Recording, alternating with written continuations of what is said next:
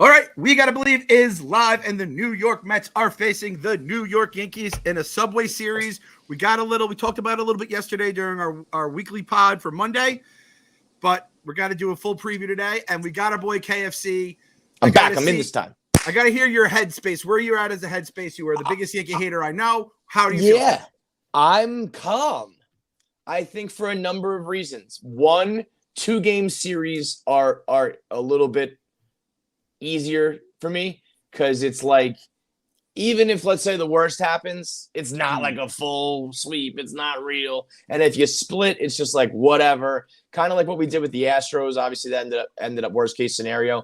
But you end up putting them together as more of like a 4-game set when it's all said and done. And you break it up in between to give you some breathing room. I think we're catching the Yankees at a good time. If we played them, month ago when they were in the middle of like their 98 Yankees comparisons, we would have been fucked. And also, I think that we've been dealing with the best. I think like nobody's been hotter than the Braves over this period of time. We've been watching and dealing with them, either scoreboard watching or playing them directly a couple weeks ago, and we handled our shit then. So, and I take solace in the fact, for me and for us, you guys, I feel like the Subway Series is the most important / the worst / potentially the best, because it's all about bragging rights and the fans and who's good and who's bad in the city. But I do at the end of the day take solace that on the field it's an AL team. It doesn't affect things as much as playing in the division. So oddly enough, and I've always kind of been this way with the Subway Series, maybe because I believe overall it's pretty close to like 50-50. Yeah. It's, usually we take 2 out of 3 in the first one, and then they take 2 out of 3 in the second one, and we call it a year. Now, recently, I'll tell you what I don't like is these midweek things. They're fucking weird. I know if you're going to do the 2 days, it's got to be middle of the week, but I do feel like it's bizarre just doing like a Tuesday night to kick things off. So all in all that said, long story short, I'm pretty calm, pretty peaceful. Don't think it's as scary, as stressful, as pressure packed as if we were playing the Braves or even some of the Padres and these other National League teams that are directly going to affect us. And I think actually I'm long-winded here, but I think what I'm realizing is Braves fans right now and other fan bases are worse than Yankee fans. Like I said, the main thing that matters with these showdowns are the fans versus each other. And we know that the death of the Yankee fan over the last decade, we know it's not the gabagool bros who are going to like fucking beat you up and stuff you in a locker because they're roid monkey, juice head guineas who like are covered in olive oil and mozzarella. Now it's like, okay, Tommy and Hubs are going to, bust my balls. I can live with that. Tommy will call me a sewer rat. Hubs will, cry about, yell about Garrett Cole and whatever. It's not the end of the world. So, the worst thing used to be when you lose in the Subway Series and you walk out on the streets and it's like, hey, suck my dick, pal, this, that, and the other thing. So I think right now, pretty good. And I'm happy where we're at versus I think we match up well pitching wise. So I think all things good. Yeah, no, I'm with you on all that. I do think you being in LA helps a little bit. You're disconnected from the city. You're not walking. Huge. Right? You don't see a guy with his fucking Yankee on, a little crooked, looking like Jay-Z. Have you seen a Yankee cap in LA yet? Or I saw a fucking White Sox hat before I saw anything else. I have not seen any Yankee hats, but tonight, unfortunately, but fortunately for my mind, my mental space, we are starting filming this show with Bert at 4:00 our time. So like is it 7:10 or 7:40 today? 7:10. Yeah. So basically right at first pitch. So I'm going to be working. I'll be checking my phone, but I won't be dialed in. And I think sometimes I need that because it's like, calm down, dude. It's just the first inning, relax, whatever. I'll probably, I'm going to run to a bar afterwards or get back to the hotel or whatever, trying to, actually, that's a lie. We're going to interview after Bert. We're coming back to the hotel, and we're interviewing a very well-known porn star. No. So LA, baby, it materialized. Like this wasn't even on the schedule. It was like it materialized today just because we're in LA. So I'll have to be keeping, one eye on the game while I'm doing all this shit.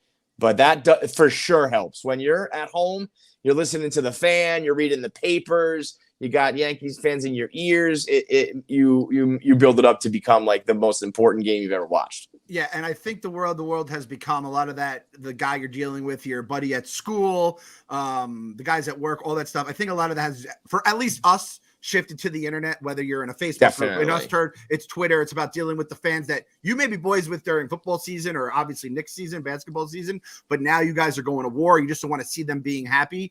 Mm-hmm. I almost tweeted this out. I almost tweeted out, I am not like mentally or like physically ready to go for a 2-day Subway Series war. And then I was like, you know what? I've been fighting our own fans for the whole fucking season. Exactly. And then these Braves fans. And you do it a lot more than I do. I am in Cohen Liner where I'm just like, whatever. If you're going to be negative, you're going to be negative. I feel like that is kind of taken. We're too busy kicking each other's ass. Yes. We're not even worried about the guys across the town. I didn't get a chance to talk about this after the Padres because my internet was fucked while I was in the car. I can't tell. I know it's not the most entertaining thing to hear me say the same shit over and over again, call these guys out for being hypocrites, challenge them, and ask for, I'm doing the math on Twitter the other day. I'm like, people are saying this is a bad team. No, they are bad guys. I'm like, they're not bad. Their offense might be frustrating, but the difference is, and they say this is just like last year. I was watching a clip of Lindor hitting his third home run last night, earlier today. Awesome moment, by the way. If we get any sort of, Lindor's like historically good against the Yankees. If he lights it up again and it becomes like a real thing, like he's a Yankee killer, ooh, baby. But as he rounds the bases, he ends up like high-fiving Conforto, and then Jonathan VR takes his helmet off, and then he high-fives Javi Baez. And I'm like, who can tell me that this is the same team as last year? Look around at all these fucking pieces. And Kevin Pillar's high-fiving him. I'm like, all of these guys are different now. It's very different from last year, with the main difference being the Braves are good. So when the Mets played 500 ball, they win 92 games. That's not a bad team. And they're going to play above 500 ball, so they're going to finish somewhere in the mid to high 90s. That's not bad. Does it suck if the Braves beat us? Sure, but you can't tell me they're a bad team. And so I say to myself, like, I can't have that same argument for the next 60 games. But I've also said to myself, this is the cross I bear. And there was one guy, I tweeted out the math, and I said, if they play 500 from here on out, they win 92 games. And he tweeted me back, and he said, wow, you just changed my opinion with that one tweet. I didn't realize that. And I was like, if I can change one every day, if we can just turn one of these motherfuckers every day, then there's hope for the future. So I know it may not be the most entertaining thing. Some people are tweeting me like, dude, I agree with you, but this is getting overkill. But I'm like, but this is it. This is the war. If you're not going to fight against these guys who are actively talking shit about our fan base, and we know that they hear it, and we know that some of these guys know it, it's just the storyline for 2022 with the Mets fans are going to be the guys who continue to rally against them no matter what they did. And so, yeah, like if the Yankees just win and the shit talking is, hey, we beat you guys, you lost, we scored more runs than you, that's a lot easier for me to deal with than having to explain to these guys that the sky is blue. When it's like I'm talking to children where I have to explain to them why they're a good baseball team. That's a lot harder of a social media argument because you're arguing with a madman. You're arguing with illogical morons. If the Yankee fans win and they're just like, you suck, little brother, whatever, man. That is a walk in the park compared to the fight that we've been dealing with this year. How are we feeling, Phil? It's like when people since June 1st, it's like they forgot to play baseball. Since June 1st, they're 25-20. That's 550 balls. Yeah, like every time they say that, yeah, and so then it spins to a good thing. Since June 1st, they're 26th in runs batted in. They're 27th in runs with scoring good position. They're 20 this and that, all like bottom. And since that date, they're playing 550 ball. So to me, that I actually look at that and go, holy shit, this team is fucking amazing. Because even when their offense is slumping for a prolonged multiple months, their pitching and defense and still clutch hitting is still so good that they can be one of the best teams in baseball despite all that. So that means if they can just go get a couple bats, or this offense can get hot like it did in May and June, we'll be playing 750 ball because it's right there for the taking. The pitching has become like historically good, and they just don't focus on any of that. It's all about the bad and nothing about the good. You know they're going to add another right-handed bat, whether it's Wilson Contreras, Trey Mancini, JD Martinez. We have all these names listed out. They're going to get one guy. Yeah, it's going to happen. And by the way, we're bringing Vogel Sexy back. Already made a difference. It's not like he had a game-winning home run, but they put him in the lineup. The offense scored runs. You had a DH got on base 2 times for us. When was the last time that happened? That's what I mean. That makes a difference. In that game, we inserted him in. He was on base. They scored 8 runs. And I'm not going to give him credit for everything that offense did. But what if it was like, well, we pitched that at bat different because we knew Vogelbach was coming up, and then we had to address, we had to pitch it differently because we knew he got on base, and the domino effect. And it's like, and we're going to drop another one in there. Somebody on the Fan, the dumbest thing you can do, listen to the Fan, because it's just tweets in audio form saying, why did they go get Vogelbach if they're going to go get Bell? First of all, it's not a done deal. Second of all, it's like we need more than one bat. We need all the bats, and we need ones that we can, play every day, and we need ones that can pinch hit, and we need ones that can hit lefties, and we need ones that can righties, and they can't. Everybody just nitpicks every goddamn thing. And I do want to say, our boy Holderman was a huge part for us. The people getting bent out of shape. It's like at the end of the day, he's still Holderman. It's like not like we traded, starting all-star or something. So like we just get obsessed with these weird things and don't focus on the big picture. It's like they fell in love with a reliever that pitched 18 innings. It's like, how many times have we overused a reliever and that's gone? I mean, look at, earlier this year, we all loved Drew Smith and called him a Blue Mountain Boy every fucking second. And then he goes through a stretch where he gives up a home run every outing, and we turn on him. You're telling me that couldn't and probably wouldn't have just happened with Holderman if he stuck around a little longer? And instead, you get a proven commodity and it fills a hole, a big hole, could fill a fucking ditch if you needed it to. You bring in, a clubhouse guy and a fan favorite and all that. It's like, come on, guys, let's not, whether that trade works out or it doesn't, Holderman and Vogelbach are not going to be make or break this team. And they're going to get multiple, like I said, they already got Vogelbach. They're going to get another bat, maybe another one after that. They're going to get multiple bats. And this is a team where 1 or 2 bats is probably all they need to make a World Series run. Whereas last year, they only got Baez when they needed like 5 different other fucking bats because they all sucked. Right. And we disagreed about last year where you thought they were a couple bats away. I think that I think this year we showed that we needed like several more, and we got them, but we went and got them. So now this time around, we're a lot like the Braves were, where it's like we are only a couple away, and they're gonna go do that. So like, relax, and all the while, before those moves are even made, we still have been playing good. We're still at first. We gained a game on the Braves. It's like, and I know I've said this before, and I know I'm a broken record, and I'm sorry if you are on my team and you get it, and you're like, move on, please. But we are an internet company. We live on the internet. We live on social media. And if you're on there with me, you see how many fucking morons are continuing to still talk about Lindor and still talk shit about the team. And I know that the team can hear that. I know that the fans see it. So I got to address it. I'm sorry. I know that it's repetitive. That's fine. More about the Yankee series. I didn't realize I was winding up Kevin just to go on his. You didn't get it out yesterday, so I'm happy you got it out today. I did get it out. Yeah, you got it. But it'll also happen. It'll happen with the Yankees. God forbid if we lose these 2 games, then it's back to the sky is falling. But I feel like the Yankees have gotten their first taste of some injuries. Gotten their first taste of they got the swept on the doubleheader. And the Reds were beating them. The O's were beating them. Oh, the O's actually, they're like the best team in baseball right now. But, they're hearing the footsteps a little bit, and it's not a guaranteed thing. They're just going to continue to run away with it because baseball is so goddamn long. I'm not, maybe this is famous last words, but I'm just not all that afraid right now. Stanton's a little banged up. I mean, he's out. He's on the IL. Is he? He's officially out. So I wanted to say that Stanton's out. Yankees are 500 for July. Which, right? By the way, if you just watch Twitter, you would have no idea that the Mets they're right around there as well. The Yankees are 500 for July, and everyone's been acting like the Mets are dying because the Braves are just coming on like a freight train, where the AL East isn't as tight as it is, other than the fucking Orioles, who didn't lose a game for a few weeks there. Stan's out tonight. Montgomery against Taijuan Walker. Taijuan Walker has been just straight up one of the best pitchers in the National League. I'll take that matchup. Yeah. Yep.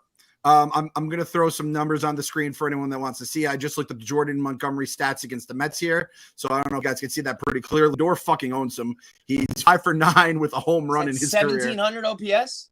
Holy shit! I think he was the one we beat. We beat him last year with the black jerseys. I could be wrong.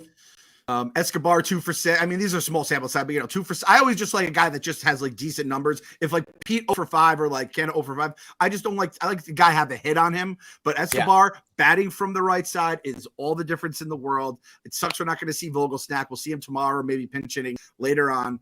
And then Taiwan's. I have Taiwan's numbers here against the Yankees that I'll pull up now as well.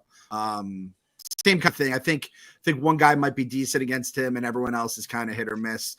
I feel like Mike Francesa, IKF 1 for 2. Now LeMahieu 280 for the career. And then Stanton. Has Stanton ever faced him? I was just all I cared about was Judge. He's out, Stanton. right? No, he's not. He's out anyway. Week, Judge was 2 for 7. Those are the two guys that I always am just like terrified of. How about Anthony Rizzo 0 for 10? Oh shit. Yeah. So we'll take that first game of the series. I talked to Hubs before, and Hubs is basically like, we got to win tonight because tomorrow Domingo Herman is on the mound. We have, so it's like he kind of sees that versus Max's. Tonight's the night. They got to win. That's what I mean. Like the Yankees in their Yankees transformation the last few years has become a little more realistic and a little more pessimistic, and they're kind of like, we haven't won since 2009, so they're not like the big bad Yankees. And a lot of times, you remember last year? Was it last year or 2 years ago? I think it was last year when we were like, don't worry, guys. You're going to win this series. Our bullpen's awful or whatever. And then the Yankee fans were like, no. Our bullpen is worse. Don't worry. I don't know if it was last year or 2 years ago, but it was like, we both were expecting to be swept, and it was the unstoppable force versus the immovable object. And I think we're a little bit in that spot right now of slumping. And, are we going to break out of it, or, somebody got to win here. So the Yankee fans right now are kind of like, don't worry, you're going to win. Like, you're fine. They're almost starting their excuses up now. If it is to happen. So yeah, like that, it doesn't scare me. Granted, it would probably be different if it was Cortez and Cole, right? It would be a whole different ball game. But, yeah, I'm okay. I think we're all right. Like, what's been the season series the last like 2-3 years? In my head, it's always around 500. Is that not true? Season series versus them last year. I think before that it was 3-3. 2019, I think it was. I had to blur. Either way, it's very rarely like 1-5 and 0-6, right? It's like, worst case scenario is kind of like we lose 2 out of 3 both times. It seems like feels like it's always even, and I just think it's going to be that way again. I'd be surprised if it's either team, really steps out, unless the Mets, kind of. Yeah, 2019's 2-2. 2018 they got they lost like 2 out of 3 at home, and then 2017 they just got swept. Those were just the bad Mets teams. I would say though, 2017 probably weren't even fucking watching. Yeah. So but when they're evenly matched, it seems to be like. It's not going to be some dramatics one way or the other. But, even when we were bad, we would usually like hold court or, 2 and 4 at worst, if not 3 and 3. And you're like, all right, all that shit talking for a 500 record. And they technically have more to lose always. Right now, the better team. Mets fans, I can't tell if I know there's a handful of fans who say we own the city as soon as we like win a game. But Yankee fans turn that into, they say right away, oh, this is your World Series. And it's like, people say that all the time. It's like certain games are bigger than others. And it doesn't mean that you're like, being a dramatic over the top oh, this is your World Series. It just means like, yeah, this has some more juice to it.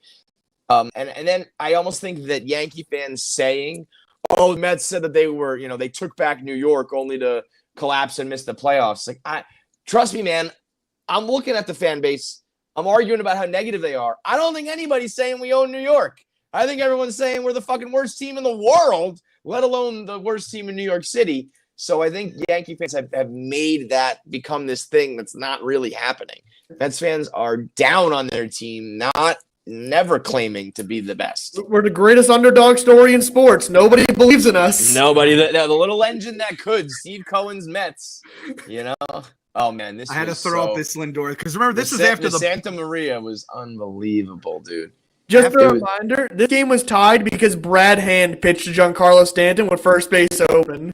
To the moon, right? Didn't he hit it on fucking mile? What did they think was going to happen? It's Brad. I remember that one. I remember we were fuming about that. But there was also a game where our boy, God bless him, Trevor May, was nibbling around the plate, needed like one more out, and just didn't have it in the tank. Something like that. I remember he put one right over the plate that got sent back to the Bronx. I love, by the way, if you could rewind it like 10 seconds, the ESPN broadcast kept going back to Stanton. Yes. Every time as he rounded the bases, it was like, let's look at how disappointed Mike Stanton is right now. They go back to Lindor, like, let's cut back to him again. Like it was very well done. Usually we crush the ESPN broadcast, but like, look at him. He looks all like sad and he doesn't know what to say. And then he, curtain call, and then they go back to Stanton again because it was, that was as dramatic as it gets. Like the dugout where the people with the Puerto Rican flag were jumping in the dugout. Like the Puerto Rican, it was electric, all of a sudden. Yep. I mean, we said that was Lindor's signature moment and erased all of the first half of that year. And unfortunately, it didn't. And, everyone went back to being intense haters of him. But if you can remember that night, and they weren't like, sometimes these 3-run home run games come in like, you're up fucking 15-2. This is a back and forth affair, and like we needed every single one of those runs. So three clutch homers in the Subway Series ordinarily is enough that you're eating dinner for free the rest of your life. Here from Francisco Lindor, it gets you about like 12 hours worth of support. Yeah, goodwill. Brutal.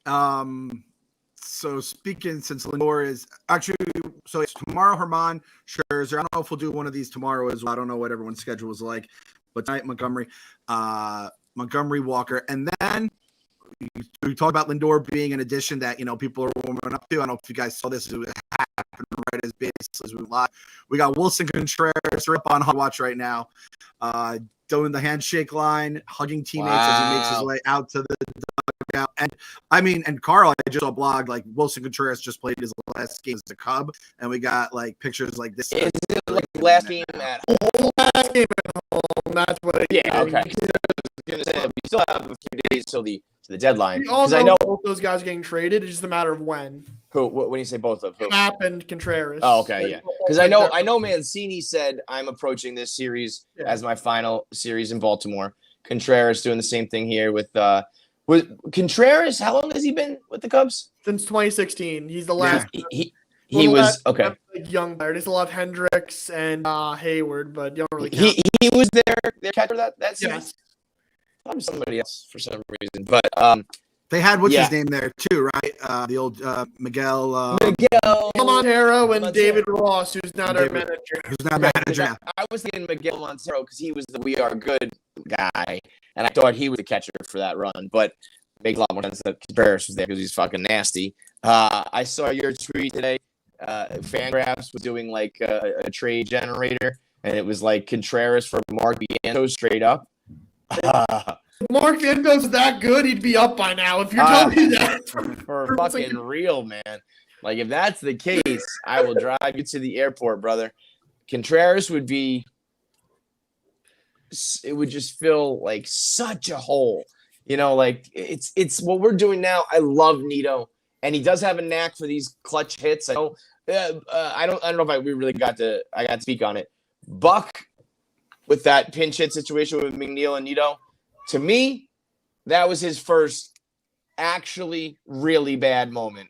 We had those nightly with Terry Collins and Mickey Callaway and Luis Rojas and even Jerry Manuel. Keep going back. Every night there's like a pull your hair out of your head type of move. Buck saying that his all-star, I loved Healy. So your all-star second baseman isn't better than your banged-up catcher who hits 210. There's just no defending it. But then the very next night, Nito went out there and I think had an RBI double in a big spot and added a survival run. So he does seem to have a knack for it. He is a great guy. I think he does work well with the pitching staff. But Mazika and a banged-up McCann and Michael Perez we never even saw. But, like, the names are just awful. I mean, to be on a major league level, let alone like a division leader, you just can't have a hole that size, and we do. And so a guy like Contreras would be, when you get hitting out of that catching position and upgrade that much, it would be a huge turnaround with this team. And I hear people say, like, oh, well, he's bad defensively. You can't throw him in there. We have Patrick Mazika right now and Michael Perez. That goes out the window once you start those guys. For real. And I know Nito, from his knees, Nito is it's a great thing. But, the 2 or 3 times a game that you might be trying to throw out a base runner or a snap throw down to first, it's fine. But you know what I want? An actual bat and a real baseball player behind the plate. That's much more valuable in my mind. When you say I'm looking for more hitting from the catching position, I'm looking for hitting from the catching position. Just a drop of it. I know. It's so that live stream of Nito and Luis Guillorme.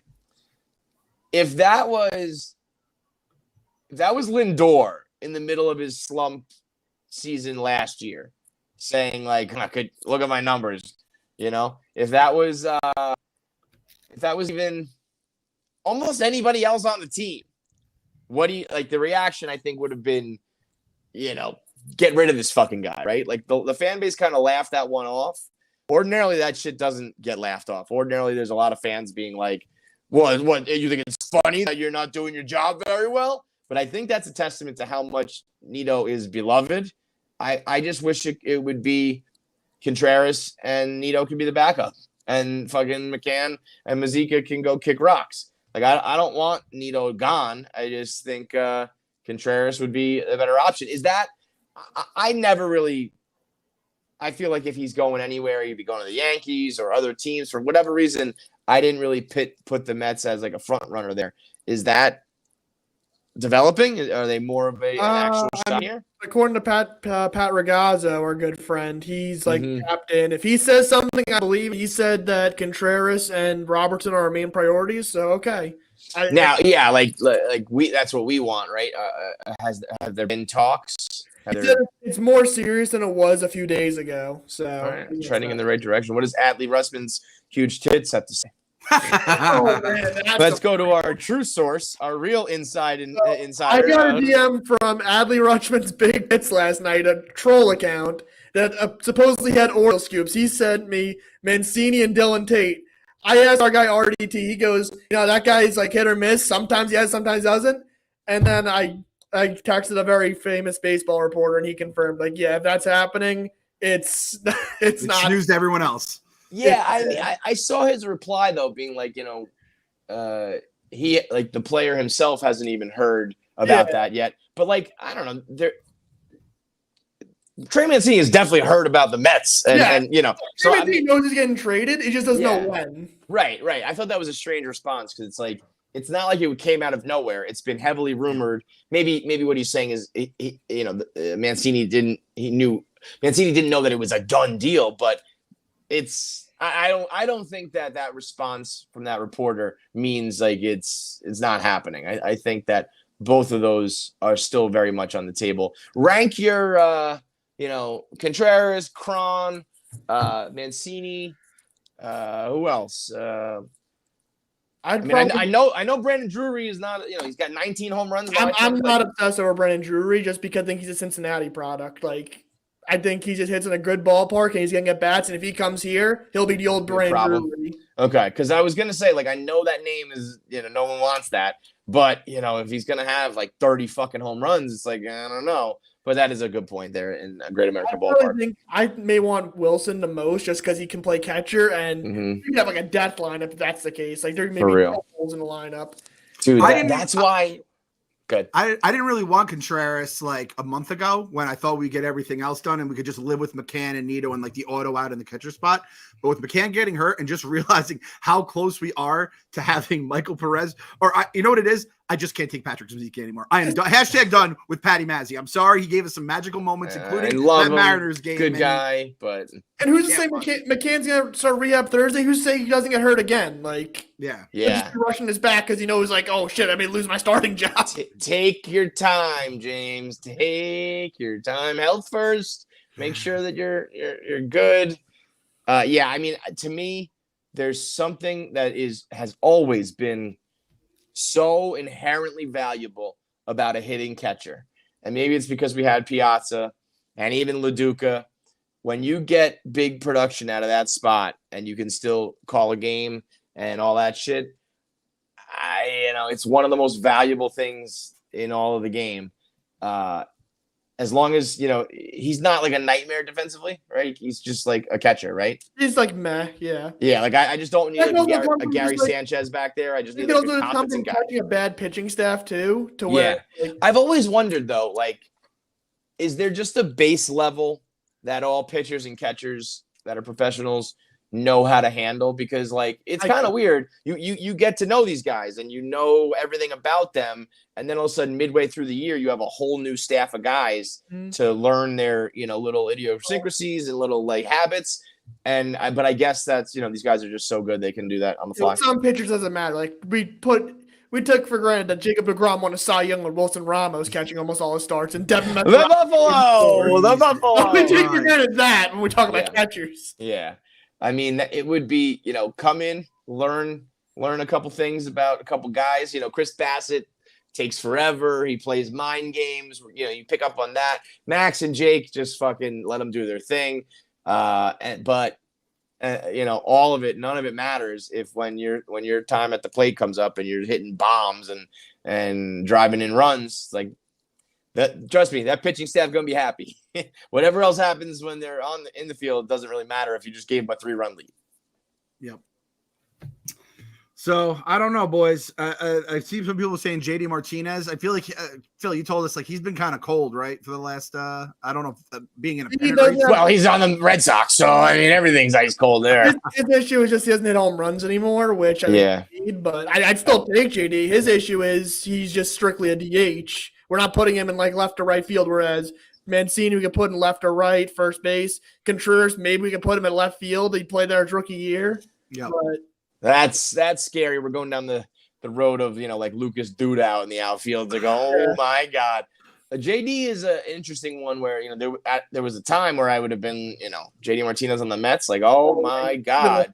A year before that, I would have just like, yes, absolutely. Yeah, I really want it. Things can change fast. But, what did Aunt Mary say? He has a bad birthday for JD Martinez. Great birthday for Wilson and Trey. Okay, those are good to hear. Oh, there was one other who was it? Dude on the Nationals, Juan Soto.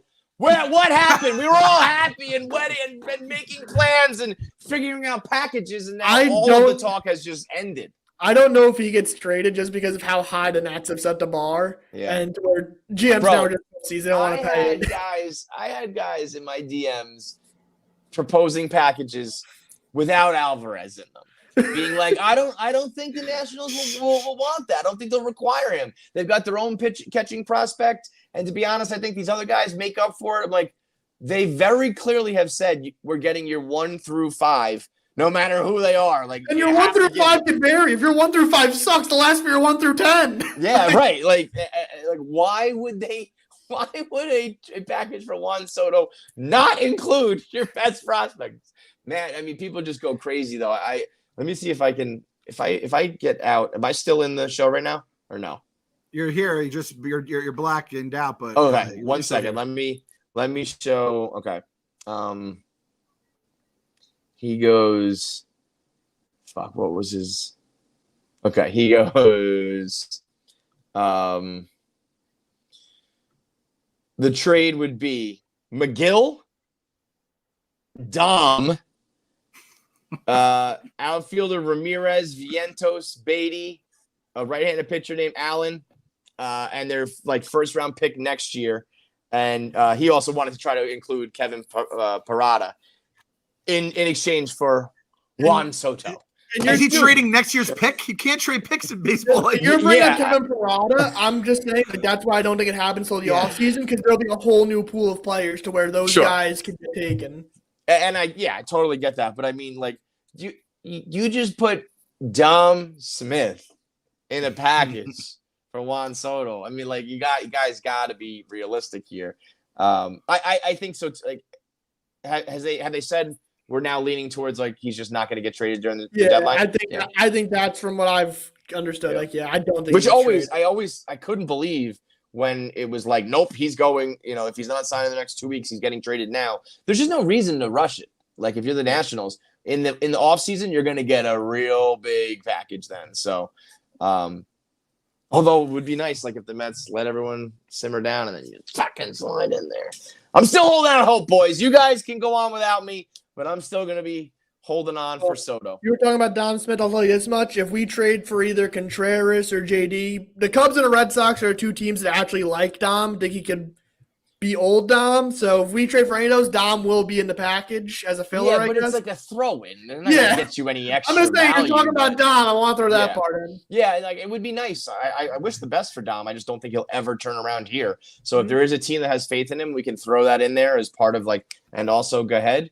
I think he would be happy and we'd be happy and, you know, they'd be happy. You know, it's all good. But so wait, what's the date right now? The 26th? And we have till the August is July 31st, right? Yeah. So no, what? August 2nd. August 2nd. Like I said, next Tuesday's our bar watch. So after, like, basically the traded line will pass as we're, like, watching us play the Nats. Oh, hell yeah. Let's go. Blue Haven East. Trade deadline, Nationals extravaganza. Hopefully, we're just waxing that ass while we also are announcing some trades. That'll be a fucking blast. But by next week or whatever, we should have one of, if not multiple of, Mancini, Josh Bell, Wilson Contreras. Anybody else who's realistic? CJ Cron. So I know Sandy really likes CJ Cron, but Cron. Sorry, I was calling Cron. CJ Cron. Left-handed guys who I've never heard of that are just going to be awesome against lefties. Like, give me two of those guys. Yeah. Joe Mantiply. Some reliever on the West Coast, you have no idea. I can make up any random name, and you'll say, like, oh, I want him. Some relievers, yeah. I mean, like. Chris DiStefano. That guy's nasty on the A's. And at this point, there's just not. I have not really heard much about any starting pitching. I don't think we're going to trade for a starter. Because at this point, I think there's no such thing as too much pitching. As we've all learned from the 5 aces through to this very day, injuries and regression always end up biting you. You go into the season saying, we've got a 7-man rotation, and you finish the season with a 2-man rotation. We've already used 8 pitchers. No, seven stars at this point, I'm pretty sure. So, yeah. But that being said, as much as I say more, I do think that, like, that is the strength of this team. And so, if we can only do so much of the trade deadline, let it be offense first, relief pitching second, and a distant third is starting pitching. Yeah. So focus on the other 2 things first. This might come off like crazy, but I truly believe it. If the Mets make a big trade for a big time starting pitcher, I almost feel like nervous. I feel like that's like, oh fuck, Jake's not coming back. We need someone to be that number 2 to Max or number 3 to Bassett even. I saw David Cohn said that he thinks that deGrom doesn't know the difference between pain and injury, which I think is an interesting thought. I agree with that thought. Yeah, once you're banged up, I mean, obviously on a just a normal life level. Like, I had so many surgeries on my neck and my back and my shoulder that I'll do the littlest thing and I'm like, oh fuck, I just like I'm hurt again, and it's like, no, you just you twisted your this, you strained that. Yeah, to where like any minor thing he thinks could be something major, and he wants to protect himself. But yeah, A, you protect yourself for your money, and B, I think it was Ron Darling and David Cohn were having a conversation, and Ron was talking about the desire to compete and go try to win a championship with this caliber team versus I need to get one more big contract done. So that's got to take precedent. and Cohen was talking about the pain versus injury. It's all very interesting stuff that I think, I also think there's a little bit of like, well, if his last start in Syracuse is today, then he's got to face the Yankees. And if his last start is this one, then he comes back against the Braves. So why don't we say we're being very careful and just make it line up with somebody who, stinks or whatever. I think that would be a much wiser play, and hopefully that's what's going on here. Yep. So, like, what is it? One more start in Syracuse? It's starting Syracuse tomorrow, then a rehab start in D.C. next week, most likely. First the Nats, and then the Braves. So. Yeah, that would be absolutely perfect. Go out there and basically probably like strike out 15 against the Nats in, like 6 innings. I mean, the lineup may not have Bell by the time he sees them. So oh God, they're gonna get worse. It's hard to think. So somebody said to me, when do we give up hope on Jake? I don't know, when he gets injured again, or there's an actual setback. None of these things have been really setbacks. They're just a little bit of talk about soreness and a little bit of talk about this and that, but nobody has said like we're off track. This is exactly what was supposed to happen from way back in the day. And we knew the rehab was going to be long because he didn't have a spring training too. Right. Like, he really was not sitting around for like 2 months. Like this is full spring. His June was his February and his July is his March. That's basically the way to describe it. Exactly. That's a great way to put it. So he's coming, and he's done it right, and he'll be ready. And we've treaded water. No, we've not. We've been fucking off to the races, in the pool. We're walking on water. We're a fucking god of a team. So, God, I mean, it's only going to get better. So Jake plus a couple bats, and like everybody get hot, and let's start it off with the Yankees. We did it to close out against the Padres. Let's fucking bash the Yankees and keep it moving. Tonight is City or Yankees? City Field. Okay, so. Yeah, this place should be electric. Hopefully, it's a save situation. I want trumpets against the Yankees tonight. It would be a beautiful thing. So I say, gotta believe. Gotta believe.